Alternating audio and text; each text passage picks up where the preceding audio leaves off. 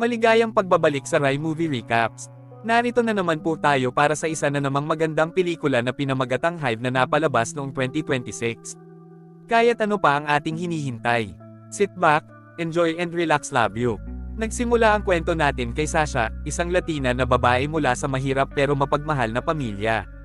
Kailangan niya ng pera para makapag-college, kaya tumanggap siya ng trabaho bilang babysitter sa Coral Grove, isang mamahaling subdivision na sobrang higpit ng seguridad.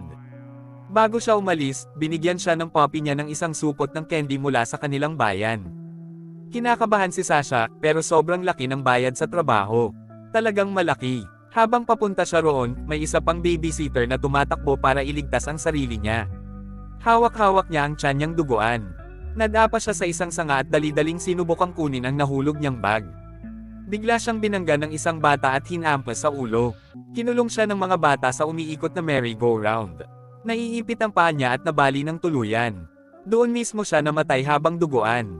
Tahimik lang na pinanood siya ng mga bata, tapos nawalan din sila ng interes at umalis na parang walang nangyari. Walang kaalam-alam si Sasha sa naghihintay sa kanya. Hinahatid siya ng kapatid niyang si Marco papunta sa Coral Grove. Sobrang higpit ng seguridad doon. Bago umalis si Marco, sinabi niya, malapit lang kami sa park. Tawagan mo ako kapag may kakaiba kang naramdaman. Kumatok si Sasha sa pinto habang mabilis ang tibok ng puso niya. Ang employer niya na si Camille ang nagbukas. Naka-workout clothes ito at mukhang paalis na. Ang trabaho ni Sasha ay bantayan ang anak nitong si Zaylee. Ipinaliwanag ni Camille ang mga rules. Bawal ang junk food. At lalong bawal ang candy. Huwag na huwag ilalabas si Zaylee, lalo na malapit sa ibang mga bata. Tapos bigla niyang nabanggit na nawawala raw yung huling babysitter. Parang normal lang niyang sinabi iyon. Pagkatapos, dinagdagan pa niya ng pang-engganyo. May kakilala raw siya sa pangarap na school ni Sasha na Winscott. Baka pwede raw siyang may pasok doon. At dahil doon, hindi na basta trabaho lang ito para kay Sasha. Parang nakataya na rito ang buong future niya. Pagkatapos, pumasok si Zaylee. Hindi siya madaling alaga ang bata. Agad niyang tinusok si Sasha gamit ang manika niya at sinabing nangangagat daw iyon. Pero hindi natinag si Sasha. Pinakain niya si Zaylee, gumawa sila ng arts and crafts, at nagkwento siya tungkol kay Marco. Unti-unting naging komportable si Zaylee. Inamin pa nito na mas okay si Sasha kaysa sa mommy niya na laging busy. Nagsimulang isipin ni Sasha na baka hindi naman pala magiging masama ang araw na ito. Pero maya-maya, nakiusap si Zaylee na pumunta sila sa playground. Naiwan daw doon ang manika niya. Tumanggi si Sasha. Malinaw ang bilin ni Camille. Dapat sa loob lang sila. Pero paulit-ulit na nagpumilit si Zaylee. Sa huli, pumayag si Sasha pero may kondisyon. Kukunin lang natin yung manika at uuwi agad tayo. Walang laro. Pumunta sila sa park. Napansin ni Zaylee na wala na ang merry-go-round. Hinailan niya si Sasha papunta sa playground, tapos bigla siyang nagbago ng isip. Gusto na raw niyang maglaro. Napabuntong hininga si Sasha at binigyan siya ng 15 minutes. Bumalik kaagad sa bench. Habang nagte-text si Sasha kay Camille, paglingon niya, wala na ang ibang babysitters. Nasa sahig lang ang mga bag at jacket nila. Pero sila mismo, wala kahit saan. May napulot si Sasha na sulat kamay na note. Nakpara kay Rosa, number 1 babysitter sa buong mundo. May maliit pang heart sa dulo. Mukhang galing iyon sa isang bata para sa babysitter niya. Pero nasaan na si Rosa? Doon nagsimulang maramdaman ni Sasha na may mali. Pumunta siya sa slide para sunduin si Zaylee. Ngumiti si Zaylee ng kakaiba, tapos dumulas pababa sa slide at nawala. Nakita mismo iyon ni Sasha pero hindi niya maipaliwanag. Hinahanap niya si Zaylee sa buong playground. Wala. Pagkatapos, may nakita siyang Barbie doll na parang nakalutang sa ere, balot ng makapal at malagkit na likido. Mukhang iyon ang manikang pinunta ni Zaylee. May nadaanan siyang batang babae at tinanong kung nakita ba nito si Zaylee. Napansin niya na may malaking dilaw na bukol sa mukha ng bata. At doon nagsimula ang nakakatakot. Biglang naging blanko ang tingin ng lahat ng bata.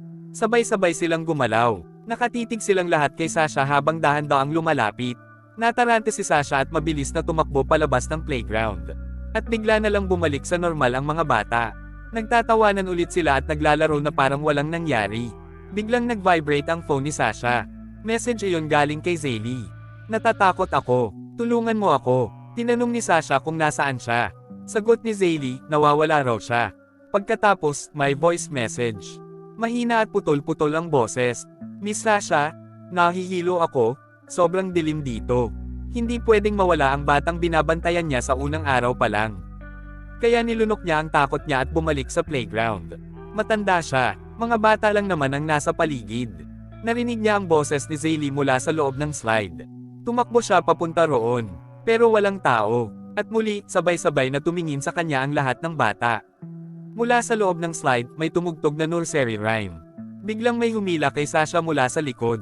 Agad bumalik sa normal ang mga bata na parang walang nangyari. Isang babae ang lumapit habang nagtutulak ng pulang kariton. Isa pala siyang housekeeper. Frances ang pangalan niya. Diretso agad siya magsalita. Nilalamon ng lugar na ito ang mga babysitter, yaya, hardinero, at katulong. Hindi maintindihan ni Sasha ang ibig niyang sabihin, at ayaw na rin niyang malaman. Tapos biglang lumitaw ulit si Zaylee. Sabi nito masakit daw ang ulo niya at wala siyang maalala. Mabilis siyang dinala ni Sasha pabalik sa loob ng bahay at pinahiga sa couch. Paglingon lang ni Sasha ng isang segundo, nasa likod bahay na agad si Zaylee. Napakurap si Sasha. Paano siya nakalabas doon? May backdoor ba? Tumingin si Zaylee kay Sasha at tinanong kung babalik siya bukas. Pagkatapos, tinakot niya ito. Kapag hindi ka bumalik para makipaglaro sa akin bukas, sasabihin ko kay mommy na iniwan mo ako mag-isa sa playground. At mas lalo pa niyang pinabigat ang sitwasyon. Trabaho mo ang mommy ko. Ibig sabihin, trabaho mo rin ako. Sakto namang nag-text si Camille at tinanong kung kamusta si Zaylee. Lumayo sandali si Sasha at nag-reply. Okay naman po ang lahat. Pero biglang lumapit si Zaylee at sinabing masama raw pakiramdam niya. Binuhat siya ni Sasha papunta sa counter para tingnan. May bukol sa baba ni Zaylee. Kinuha ni Sasha ang first aid kit. Sinubukan niyang tanggalin ang natutuklap na balat sa sugat. Biglang sumigaw si Zaylee at nanlaban ng malakas. Sinubukan ni Sasha pigilan siya para linisin ang sugat pero sobrang likot nito. Tapos tumawag si Camille. Hindi pwedeng makita ng employer niya ang anak nitong ganito. Kumuha si Sasha ng gauze para takpan ang sugat. Pero pagtingin niya ulit, wala na ang sugat. Parang barya lang ang laki nito kanina. Ngayon, tuluyan nang nawala. At si Zaylee, parang walang nangyari. Biglang tumunog ang doorbell. Kinabahan si Sasha at akala niya si Camille na. Pero scouts lang pala. Nakahinga siya ng maluwag. Tapos biglang may malalakas na katok. Parang may gustong sumire sa pinto. Matapos ang nakita niya sa playground, alam na ni Sasha na hindi porket maliit ay ligtas na. Mabilis niyang itinulak si Zaylee papunta sa kwarto nito, tapos tinawagan niya si Marco. Sinabi niyang may mali talaga sa playground na iyon. Pero hindi siya pinaniwalaan ni Marco. Baka spoiled rich kids lang daw ang mga bata roon. Kanina pa raw siya nagpuputol ng damo malapit sa park at wala naman siyang napapansing kakaiba. Pero para mapanatag si Sasha, nangako siyang sisunduan niya ito agad kapag natapos na siya sa trabaho. Naputol ang tawag bago pa matapos magsalita si Marco. Bigla na lang nawala ng signal. Paglingon ni Sasha, may mga batang nasa likod bahay na. Pero sarado ang gate. Paano sila nakapasok? Ngumiti ang mga bata. Naglalaro lang kami. Pwede mo naman kaming papasukin. Mabilis na sinubukan ni Sasha hilahin si Zaylee palabas ng ball pit pero ayaw gumalaw ng bata. Matanda at malakas si Sasha pero hindi niya maitulak o mahayla ang maliit na batang iyon. Bigla siyang nawala ng balanse at sumubsob ang mukha sa matigas na bagay. May malakas na tunog. Nabalian siya ng ilong. Pagkatapos, ipinalupot ni Zaylee ang lubid sa leeg ni Sasha. Sabay-sabay siyang hinayla ng mga bata papunta sa ball pit. Tinabig nila ang mga plastic balls. Sa ilalim nito, may lagusan. Madilim. At sobrang mali ng pakiramdam. Pinilit siyang itinutulak ng mga bata paloob. Lumaban si Sasha ng buong lakas. Nakawala siya sa wakas, pero biglang sinipa siya ni Zaylee at bumagsak siya sa sahig. May nakita siyang gunting sa tabi. Sa sobrang takot, sinaksak niya si Zaylee nang hindi nag-iisip. Pagkatapos, gumapang siya papunta sa exit. Paglabas niya, bumangga siya diretso kay Camille na kakauwi lang. Doon mismo, nag-quit si Sasha. Sinabi niyang hindi niya kaya ang trabahong ito. May topak yung anak mo. Isang segundo okay siya, tapos biglang hindi. Tahimik na nilock ni Camille ang front door. Sinabi niya kay Sasha, oo, mahirap alagaan si Zaylee, pero hindi ibig sabihin yan pwede kang bastos. Biglang hinayla ni Zaylee pababa ang kwelyo niya at ipinakita ang marka ng lubid sa leeg. Pagkatapos, itinuro niya si Sasha. Lumabas si Camille para tingnan ang ingay. At doon niya nakita si Zaylee na masayang naglalaro sa ball pit kasama ang kambal na anak ng kapitbahay. Tiningnan niya si Sasha, kaya pala hindi mo kinaya. Mahirap talaga kapag maraming batang inaalagaan. Lumapit siya kay Zaylee. Biglang napansin niyang wasak ang sweater nito at may dugong tumatagos. At sa isang iglap, nagbago ang lahat. Nagbanta si Camille na tatawag siya ng pulis. Pagkatapos, binanggit niya ang scholarship sa Winscott. Parang pay na inilagay mismo sa harap ni Sasha. Sinabi niyang si Sasha na mismo ang tumawag sa 911. Pero ayaw gumana ng tawag. Natarante si Sasha at tumakbo palabas ng bahay. Tinawagan niya si Marco. Wala ring signal. Nakapag-text lang siya, "Sunduin mo ako please." May anxiety na si Sasha noon pa man, at ngayon halos hindi na siya makahinga. Hinahalungkat niya ang bag niya para hanapin ang gamot niya. Pero ang nakita niya ay yung candy na isiniksik ng tatay niya bago siya umalis. May maliit na note kasama nito. "Narito ang munting pagkain para maalala mo kung saan ka nanggaling." Lumipat ang eksena kay Marco. Kasama niya si Darius habang nagtatrabaho sa mga bakuran malapit doon, gaya ng sinabi niya. Ipinapakita ni Darius ang homemade weed killer niya. Pero totoo lang, parang soft drinks lang iyon na sobrang tamis. Nagtatawanan sila, hanggang sa biglang dumating si Sasha habang takbo ng takbo. Duguan ang mukha niya at magulo ang damit. Wala siyang paliwanag. "Pumasok kayo sa sasakyan." Ngayon na, natahimik sina Marco nang marinig nilang nasaksak niya ang isang bata. "Hindi nyo maiintindihan hanggat hindi nyo nakikita. Paanong muntik na siyang patayin ng isang maliit na bata?" Pero imbes na maawa, unang naisip ni Marco ay problema. Pulis, abogado, bayarin. Wala silang pera para doon. Hindi kakayanin ng pamilya nila ang kaso. Pakiramdam ni Sasha, hindi talaga siya pinapakinggan ng kapatid niya. At doon na sumabog lahat ng tinatago nilang sama ng loob. Biglang inilabas ni Marco ang isang bankbook. Simula raw nang makapasok si Sasha sa college, iniipon niya ang bawat dolyar na kinikita niya sa account na nakapangalan kay Sasha. Lahat ng iyon para magkaroon ng mas magandang buhay ang kapatid niya. Sinabi niyang manatili muna si Sasha sa sasakyan. Sila na ni Darius ang mag-iimpake at aalis na sila. Habang nakatingin si Sasha sa playground mula sa bintana, biglang tumigil ang lahat ng bata. Sabay-sabay, at ilang segundo lang ang lumipas. Unti-unting lumubog ang buong playground sa lupa. Parang hinihigop ito pababa, kasama ring nawala ang mga bata. Ngayon lang naniwala si Marco. Sumigaw siya kay Darius, "Pumasok ka sa kotse." Biglang nagsimulang lumindol ang lupa. Nadapa si Darius, at biglang sumabog paitaas ang playground mula sa ilalim ng lupa. Parang higanting puno na sumisira sa lupa habang umaangat. Naipit si Darius. May bakal na tumagos diretso sa katawan niya. Hindi nag-isip si Marco at agad tumakbo papunta sa kanya. Nakatapak siya ng bubog pero hindi siya tumigil. Paglapit niya kay Darius, biglang hinigop ito paloob ng slide tunnel. Nawala siya agad. Walang pag-aalinlangan na sumunod si Marco sa tunnel. Sa loob, parang ibang mundo. Maya-maya, may batang mabagal na gumagapang palapit sa kanya habang pabulong na nagsasalita. Hinayaang lumaki ng hardinero ang mga damo, kaya siya ang kinuha nila sa ilalim. Palapit ng palapit ang bata. Sinubukan umatras ni Marco, pero damaykit ang kamay at paa niya sa berdeng slime. Hindi siya makagalaw. Hinayla siya ni Sasha palabas gamit ang buong lakas niya. Sinabi niyang kailangan na nilang umalis. Pero ayaw ni Marco na iwan si Darius. At paano natin ipapaliwanag ito sa iba? Sa pulis, sa pamilya ni Darius. Walang maniniwala sa kanila. Biglang may boses mula sa bakanteng swing. Natamba si Sasha at mabilis na hinayla paloob ng slide. At sa isang iglap, nawala siya. Natarante si Marco. Sinubukan niyang tawagan ang kapatid niya. Patay ang phone niya. May babaeng dumaan habang nagjo-jogging. Maingat siyang nakihiram ng phone. Pero nang makita ng babae ang itsura niya, siya mismo ang nag-dial. Akala niya hinala si Marco. Mukhang tatawag pa siya ng pulis. Mabilis na yumuko si Marco at nagkunwaring nagtatanggal ng damo. Nang mapansin ng babae na isa lang pala siyang yard worker, ibinaba niya ang phone at umalis. Bumalik si Marco sa sasakyan. Hinubad niya ang sapatos niya. Nandoon pa rin ang bubog sa paa niya. Habang inaayos niya iyon, may matandang lalaking dumaan habang nagtutulak ng stroller. At doon niya naalala, may nabanggit si Sasha na housekeeper na may kariton. Si Frances, baka may alam siya tungkol sa playground. Hinahanap siya ni Marco. Habang naglalakad, may nakita siyang batang masayang tumatalo na parang normal lang ang lahat. Nagkunwari siyang nagtatrabaho. Hindi niya napansin ang mantsa ng dugo sa ulo ng bata. Sa wakas, nakita niya si Frances. Naglatag ito ng mapa. Ipinaliwanag niya na buhay ang lupang iyon. At ang playground ang bibig nito. Ang mga bata ang mga manggagawa nito. Kapag nahawaan sila, nawawala ang sarili nila. Parang iisang utak na lang silang lahat. Parang pugad ng mga insekto. Sinusunod nila ang utos. Inaakit nila ang mga tao papasok. At pinapatay nila ang mga ito. Pagkatapos, bumabalik sila sa normal na parang walang nangyari. Wala silang naaalala. Kapag nawawala ang isang trap, may bagong lumilitaw sa ibang lugar. Lahat ng ito ay konektado sa ilalim ng lupa.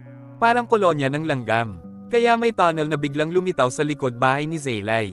Dinala ni Frances si Marco sa isang silid. May altar doon na puno ng litrato. Lahat ng nasa pictures ay mga taong nilamon ng nilalang na iyon. Dekada nang nasa lugar si Frances. Nandoon na siya bago pa dumating ang halimaw. Isa-isa niyang nakita ang pagkawala ng mga tao. Pero parang agad ding nakakalimutan ng lahat ang mga nawawala. Parang ulan na agad natutuyo pagpatak sa lupa. Walang investigasyon, walang follow-up, at lahat ng masyadong nag-uusisa. Nawawala rin. Kalaunan, wala nang gustong magtrabaho sa lugar. Pero ngayong summer, lumawak ang Coral Grove. May mga bagong construction, mga bagong trabaho, at may mga bagong tao tulad ni Marco at Sasha. Madaling target para sa pugad. Pero nanatili si Frances. Hinahanap pa rin niya ang kaibigan niyang si Grace. Si Grace ang unang nawala. Pero hanggang ngayon, wala pa rin siyang nakikitang paraan para maibalik siya. At hindi rin niya alam kung posible pang maibalik si Sasha. Hindi na nagsayang ng oras si Marco. Itinali niya ang lubid sa katawan niya at lumapit sa playground na muling lumitaw sa bakuran. Binagsak niya ang takip ng peking pole. Sa ilalim nito, may madilim at napakalalim na tunnel. Huminga siya ng malalim. At tumalon. Pagbagsak niya, nasa ilalim na siya ng ibang mundo. May aninong gumalaw sa likod ng plastic. Isang babaeng may dalang basket ang nawala sa dilim. Pinilit ni Marco sundan iyon. Lalong lumawak ang lugar. Napunta siya sa isang malaking ball pit. Ang mga katawan sa loob ay gumagalaw na parang makina. Sa ilalim ng lupa, gumagawa sila ng mga bagong trap. Mas lumalim pa siya. May nakita siyang parang pool na sobrang baho. Ang laman nito ay parang acid sa tiyan. Tinutunaw nito ang kahit anong mahulog doon. Tumapak si Marco sa mga lumulutang na debris para makatawid. At sa wakas, natagpuan niya si Sasha. Tahimik lang itong nakaupo habang binubuo ang mga Barbie dolls. Tinawag niya ang pangalan nito. Pero hindi man lang ito lumingon. Parang may kailangang gumising muli sa isip niya. Habang naghahalongkat si Marco sa bag ni Sasha, nakita niya ang candy na ibinigay ng papa nila bago siya umalis. Nahulog niya ito, at agad itong tumago sa sahig ng playground sa taas bago bumagsak malapit kay Sasha. Walang pagdadalawang isip na pinulot iyon ni Sasha at isinubo. Bigla siyang nangisay at bumagsak sa sahig. Malakas siyang umubo, may iniluwas siyang maitim na bagay, at saka lumino ulit ang mga mata niya. Doon nila naintindihan kung bakit bawal ang candy sa bahay nila Camille. Hindi kayang tiisin ng lason ang asukal. Para itong nasusunog at nawawala dahil doon. Pero wala silang oras para isipin iyon. Kailangan na nilang makatakas. Hinailan ni Marco si Sasha gamit ang lubad papunta sa labasan, pero nang makarating sila, hindi pala sila nasa ibabaw ng lupa. Mas malalim pa silang napunta. Mas nakakatakot, mas magulo. Biglang dumami ang mga batang papalapit sa kanila. Sinabihan ni Marco si Sasha na magtago. Kinuha niya ang candy at humawak ng kalaykay bilang sandata. Sinigawan niya ang mga bata na lumayo. Pero hindi sila nakinig. Kontrolado na sila ng hive. Agad nilang inagaw ang candy at ang kalaykay mula kay Marco. Kasabay noon, may nakita si Sasha na isang taong nakabitin sa monkey bars. Nakakadena ang apat nitong kamay at paa, at gumagalaw siya na parang puppet na hinihila ng tali. At ang mga bata, gumagalaw rin kasabay niya. Siya pala ang kumokontrol sa lahat. Biglang pinalibutan ng mga infected na bata si Marco. Tumingin si Sasha sa babaeng nakabitin. Nakilala siya ni Marco. Maputi ang buhok nito at mukhang nanghihina na. Si Grace iyon. Tinawag ni Marco ang pangalan niya. At agad tumigil si Grace. Sinabi ni Marco kay Sasha, "Huwag mo silang isipin muna. Kailangan nating makatakas at bumalik na may tulong." Hindi na nakipagtalo si Sasha. Tumakbo silang dalawa. Habang tumatakas sila, kusa ring nagsara ang tunnel sa likod nila. Paglabas nila, nakita nila si Frances at sinabi nilang buhay pa si Grace sa ilalim. Halos hindi na makapaniwala si Frances. Pagkatapos, sinabi ni Sasha kay Frances na mangolekta ng napakaraming candy at asukal. Sapat para magising lahat ng mga taong kontrolado pa rin sa ilalim ng lupa. Ang plano nila, lagyan ng sugar powder ang lahat ng entrance at sunugin ang buong tunnel system mula sa loob. Pero pinigilan siya ni Marco.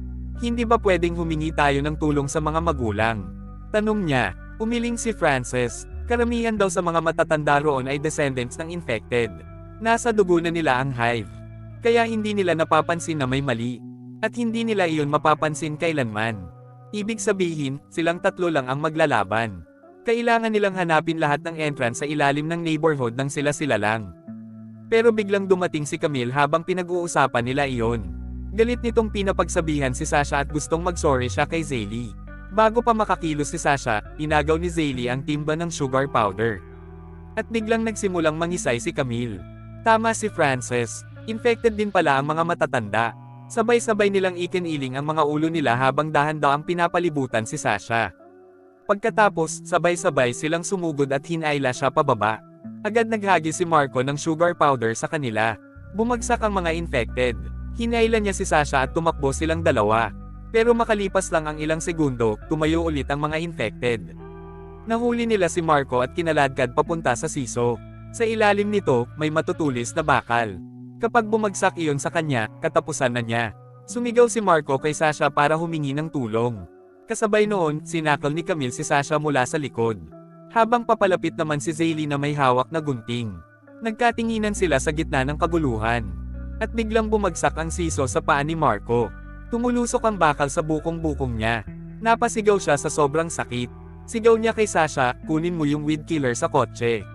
May halong sugar syrup yun. Nagpumiglas si Sasha at nakawala. Tumakbo siya papunta sa kotse, kinuha ang tangke, umakyat sa slide, at ibinuhos lahat sa loob. Kumalat ang asukal sa buong hive system. At nagsimula itong sirain mula sa loob. Isa-isang nagsimulang gumapang palabas ang mga puppet mula sa ilalim ng lupa. Unti-unti ring bumalik sa normal ang mga bata. Nakalaya rin si Grace at agad niyang nakita si Frances. Mahigpit silang nagyakapan. At sa wakas, tumahimik ang buong neighborhood. Tahimik na tahimik. Sa huli, sumakay sa kotse ang mga nakaligtas. At ang una nilang pinuntahan, ang ospital. At dito na nga nagtatapos ang pelikula natin para sa araw na ito. Maraming salamat sa panunood.